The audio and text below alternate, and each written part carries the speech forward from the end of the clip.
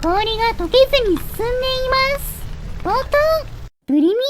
アプレイヤーエールです。今回はスノーモービルを作ってみようと思います。以前にも作りましたが、氷をうまく冷却して、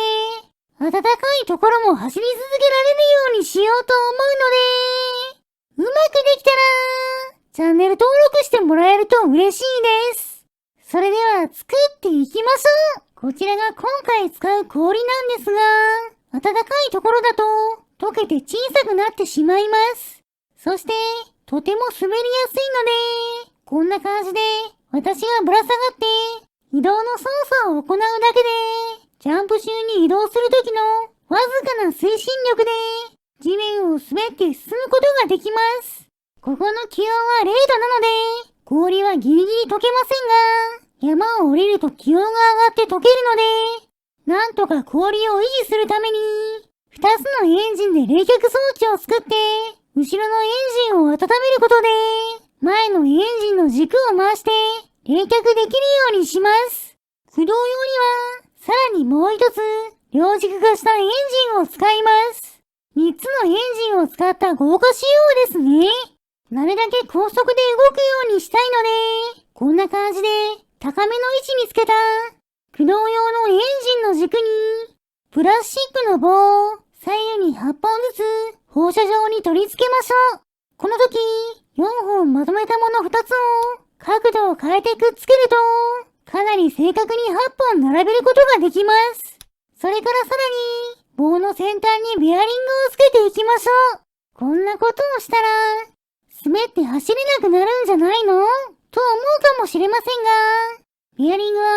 1秒間に4回転を超えて回転することができないので、少し空回りする程度で移動してくれるはずです。それに、空回りすることで、エンジンの回転の勢いを維持できますし、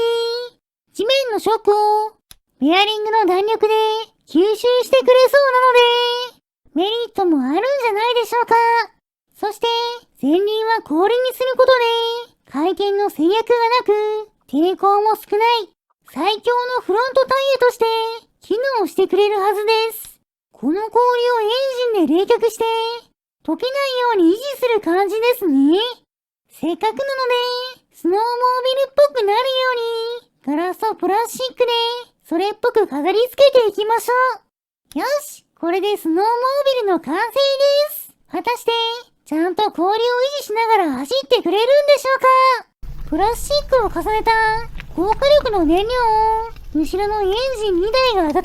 うに取り付けたら、氷冷却用のエンジンの温度を見てみましょう。あれ？温度が上がっています。やってしまいました。つける方向を間違えて逆に発熱装置になってしまってます。すぐに氷も溶けて落ちてしまいました。エンジンを取り外して両軸化したら180度向きを変えましょう。それではもう一度燃料をつけてちゃんと冷却できてるか確認しましょう。温度を見てみると、マイナス3度、微妙です。これでは冷やしきれないと思うので、冷却用エンジンの軸を動かすエンジンに直接燃料をつけて温めてあげましょう。この状態で温度を見てみると、あれ？マイナス1度。さっきより冷却能力が低くなりました。謎ですね。試しに後ろの部品を一つ外してみると、なんと温度は上昇しています。おかしいですね。ドローン一つでエンジンの軸を回してもマイナス10度以下に普通に冷えるので、フルパワーのエンジンで回してマイナス1度なのはバグかもしれません。しょうがないので、このマイナス1度の状態で一度スノーモービルを走らせてみましょう。私が乗って固定を解除すると、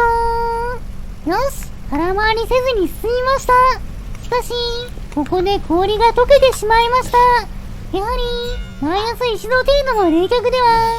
気温が高くなると溶けるんですね。なんとかちゃんと冷却できるように、いろいろ試していきましょう。こうやって、エンジンの下に、そのまま燃料を置いてみると、なんと、マイナス20度を下回って、まともに冷却されています。これだけ冷却できれば、氷を維持できそうですね。でも、燃料を直接くっつけると、冷却用のエンジンの温度がみるみる上がっていって、最終的には、0度より温度が上がってしまいました。だったら、燃料をつける部分に、ベアリングをつけることで、くっついていない物体扱いにするとどうでしょうか。こうやって燃料をつけて、温度を確認してみると、マイナス2度。ダメですね。その後も実験を続けたところ、どうやら、冷却用のエンジンを回す、後ろのエンジンに、駆動用のエンジンなどの、何らかの熱源が直接繋がっていると、うまく冷却できなくなるみたいです。地面に置いた燃料で、ちゃんと冷却できていても、駆動用のエンジンに燃料をつけた瞬間、温度が上昇してしまうんですよね。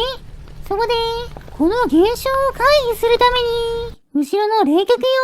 ンと本体のフレームの間に、ベアリングを挟むこと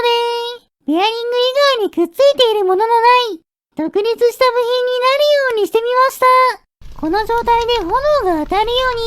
うに、燃料をつけて、前にある冷却用エンジンの温度を見てみましょう。すると、いい感じに温度が下がっています。しばらくすると、マイナス20度よりも余裕で下がっているので、これなら氷を維持することができそうです。それでは、スノーモービル、発進！よし、さっき氷が溶けたところまで進んでも、問題なく氷が溶けずに進んでいます。おっと、後ろのタイヤのベアリングのガーリンが一斉にずれて止まっています。でもすぐ戻って、何事もなかったかのように進み出しました。段差でガクガクしていますが、結構スピードもあっていい感じです。でも、急な上り坂に差し掛かると、パワー不足で登れません。ベアリングのついた後輪も、思ったより激しく空転しないんですね。そして、ベアリングのガーリンが分離する謎現象のせいで、一瞬でやられてしまうこともあります。たまに冷却がうまく働かないのか、氷が溶けることもありますが、うまくいったときは、氷が溶けることなく、地面をなかなかの速度で移動することができました。凹凸のない場所なら、もっとすごい速度で加速できそうですね。ちなみに私の視点だと、こんな感じです。しっかりハンドルを押さえて、暴れる車体をコントロールすれば、なかなかの速度で、スノーモービルによる滑走を楽しむことができます。でも、高速で進むほど、地面に落ちているものが致命的なダメージになるので、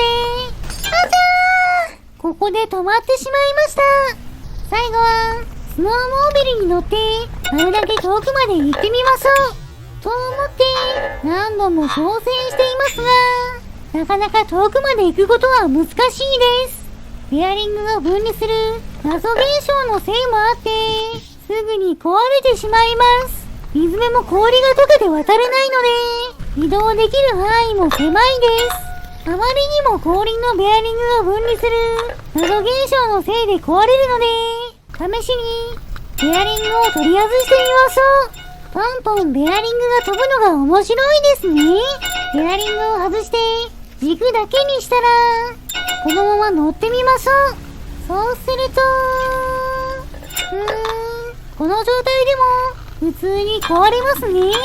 むしろ、ベアリングのガーリンによるショック吸収効果のおかげか、ベアリングをつけていた方が壊れにくいくらいです。ちなみに、先端に刃物もつけているので、